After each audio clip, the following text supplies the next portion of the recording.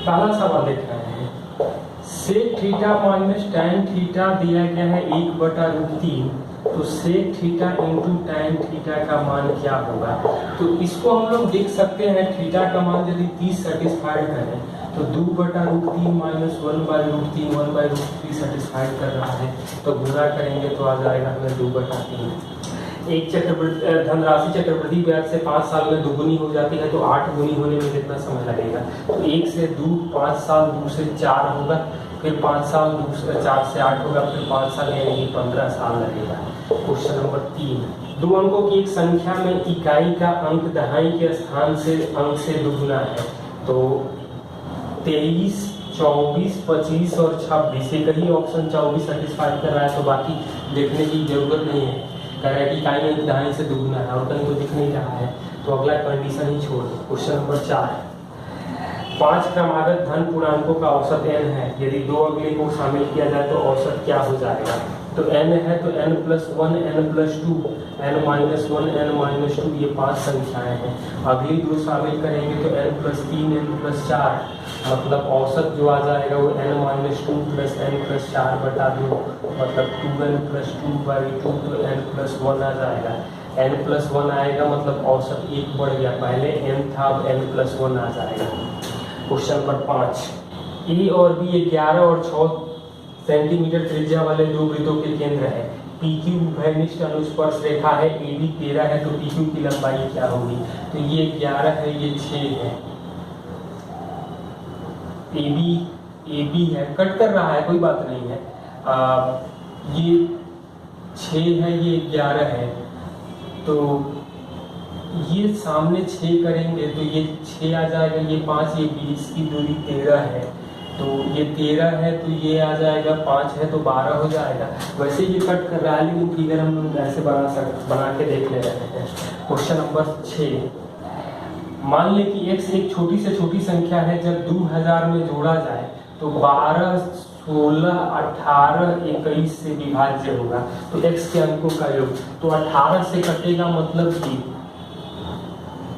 जो भी रिजल्ट आएगा वो 9 का मल्टीपल होगा, और 9 का मल्टीपल होने के लिए क्या जोड़ना चाहिए। तो 9 का मल्टीपल मतलब 2000 में क्या जोड़ दें, 2000 में क्या जोड़ दें कि 9 का मल्टीपल हो जाए, तो मतलब x जो होगा उसके अंकों का योग 7 हो जाएगा। एलसीएम लेके तो कर ही सकते थे, लेकिन ऐसे देख सकते हैं, एलसीएम लेते तो 2016 आ जाता, 2016 जो हो जाएगा वो आ जाएगा आंसर। ऐसे तो 1008 आएगा, लेकिन 2016 देखना होगा। क्वेश्चन नंबर 7, एक आदमी P से चलना शुरू करता है और Q तक 7 घंटे में पहुंचता है। 1/4 दूरी मतलब x/4 10 की स्पीड से, शेष मतलब 3/4 x 12 की स्पीड से तय करता है और टोटल 7 घंटा लग रहा है, तो PQ के बीच की दूरी मतलब x, तो ये तो आ जाएगा 4, तो 40 और 16 मतलब 80, तो 2x + 5x = 7, 7 7 कट जाएगा, x आ जाएगा 80, ऑप्शन से भी देख सकते थे। क्वेश्चन नंबर 8, एक कार 7 किलोमीटर की क्रमागत दूरियां मतलब बराबर दूरी 10, 20, 30 और 60 के औसत चाल से तय करती है, तो पूरी यात्रा में तो दूरी 7 दिया गया है, तो आप दूरी को 7 के जगह पर इन सब का एलसीएम, तो इन सब का एलसीएम आ जाएगा 60, मतलब 60 4 बार दूरी तय, 60 की 4 बराबर दूरियां तय करें, तो 10 की स्पीड से 6 घंटा, 3 घंटा, 2 घंटा और 1 घंटा, तो 3 2 5, 1 6 और 6 12, 12 से भाग देंगे तो 5 यानी कि 20 किलोमीटर बराबर आ जाएगा, आप कैलकुलेट कर सकते हैं। क्वेश्चन नंबर 9, एक दुकानदार एक खिलौने पर 20% की छूट देना चाहता है और 300 में बेचना पड़ा, 405 में बेचता तो कितना प्रतिशत लाभ होता।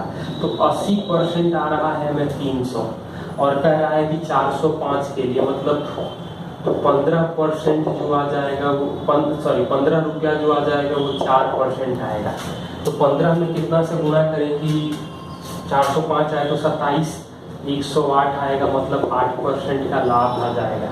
क्वेश्चन नंबर 10, राम ने 2 घोड़े समान कीमत पर बेचे, एक पर 10% लाभ, दूसरे पर 10% हानि हुई, तो राम को क्या मिला। तो 1% हानि हुआ क्योंकि इसकी बराबर दिया गया है। क्वेश्चन नंबर 11, 300 ग्राम चीनी में 40% चीनी है, कितनी और चीनी मिला जाए 50%। तो पहले 40% है, शुद्ध मिलाएंगे 100 हमें करना है, 50 को घटाएंगे तो 50 10, तो 50 के लिए 300 है तो 10 के लिए आ जाएगा हमें 60।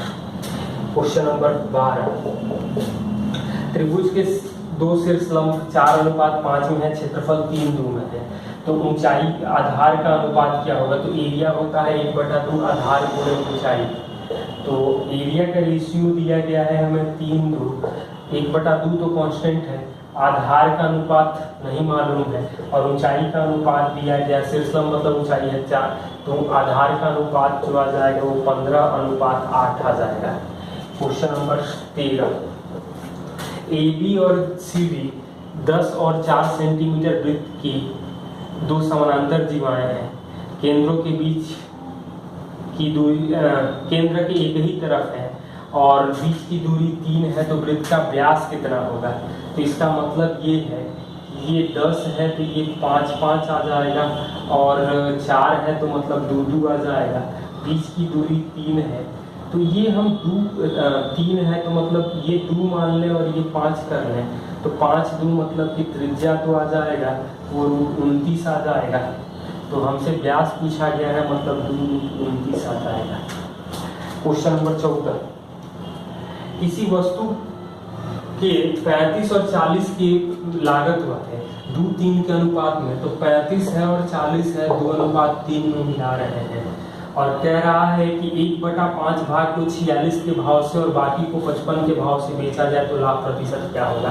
तो ये तो आ जाएगा 38 आ जाएगा हमें CP, 5 किलो हो जाएगा, मतलब CP जो आएगा 190 आएगा।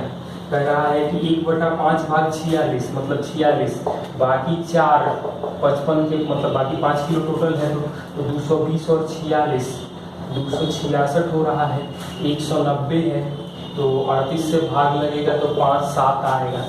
पूछ रहा है कि लाभ प्रतिशत क्या होगा, तो 5-7 को हम लोग कर सकते हैं 100-140, या ऐसे भी देख सकते हैं 5-7 का रेशियो है, मतलब 100-140 या 2/5 गुणे तो 40% लाभ आ जाएगा।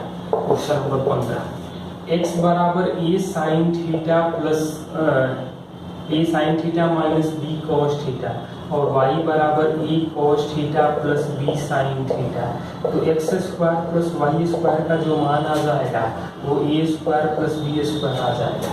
ये हम लोग देख सकते हैं, स्क्वायर करके जोड़ लें, 2ab sin theta cos theta plus में एक बार और एक बार माइनस में आएगा, ये स्क्वायर कॉमन कर लेंगे तो sin square plus cos square, और b² कॉमन करेंगे तो sin square plus cos square. एक निर्माता उत्पादन पर 33% अधिक विक्रय मूल्य निर्यात करता है, मतलब CP 100 है, SP आ रहा है 133।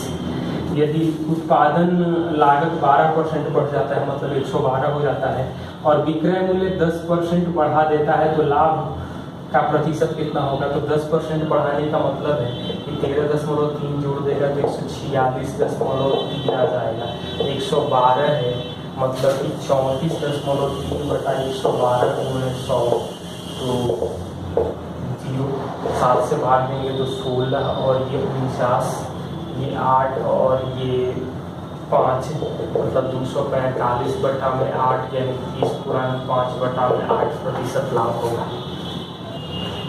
एक लंबवृत्तीय शंकु में समान आयतन के 2 भागों में विभाजित किया जाता है, तो तल आधार के समानांतर है तो शंकु को किस अनुपात में विभाजित करेगा? तो ये वॉल्यूम का रेशियो दिया गया, मतलब 2 बराबर, ये 1 है ये 1 है, मतलब ये छोटा वाला शंकु एक बड़ा वाला शंकु देखो, तो वॉल्यूम का 1-2 दिया गया है, तो त्रिज्या या ऊंचाई का जो रेशियो होगा वो 1/2 होगा, मतलब हाइट जो आ जाएगा वो 1/√2 के रेशियो में हो जाएगा। 2 स्थान P और Q एक दूसरे से 162 दूर है, एक गाड़ी P से Q के लिए प्रस्थान करती है, उसी समय अन्य गाड़ी 6 घंटे के बाद एक दूसरे से मिलती हैं, एक दूसरे से 8 तेज है, तो Q से चलने वाली गाड़ी मतलब धीरे वाली की चाल, तो V प्लस 8 6 घंटा 162 मतलब 27, तो V जो आ जाएगा वो 9.5 किलोमीटर बराबर आ जाएगा। 19 समद्विबाहु समलंब चतुर्भुज का क्षेत्रफल 176 है और समद्विबाहु समलंब है। भुजाएं जो हैं वो समानांतर भुजाएं 7 और 4 में, मतलब 4x और 7x। ऊंचाई जो है इनके योग का 2/11, मतलब ये हाइट जो आ जाएगा वो 2x। तो एरिया जो है 176 बराबर 1/2 गुणे 11x गुणे 2x। तो ये तो कटेगा, मतलब x आ जाएगा 4, ये 28 आएगा, ये 16 आएगा, ये 8 है। तो इसका मतलब है कि ये 16 होगा तो 12, मतलब 6 आ जाएगा। तो पूछ रहा है कि विकर्ण की लंबाई, तो 16 6 22, यहाँ से हम लोग विकर्ण की लंबाई निकालें तो 22 स्क्वायर प्लस 8 स्क्वायर, मतलब 484 और 64, तो √548 आ जाएगा, जिसका वैल्यू आएगा 2√137। क्वेश्चन नंबर 20, एक क्लास में लड़कियों का एवरेज 85 है, लड़कों का 87 है, यानी बॉयज का 87 है और गर्ल्स का 85 है। लड़कियां लड़के 4 5 में है, मतलब लड़कियां 4 है लड़के 5 है। कैसे भी लिखा जा सकता है, आगे पीछे कोई दिक्कत नहीं, बस एवरेज और डाटा सही होना चाहिए। तो पूछ रहा है कि पूरे क्लास का एवरेज क्या होगा।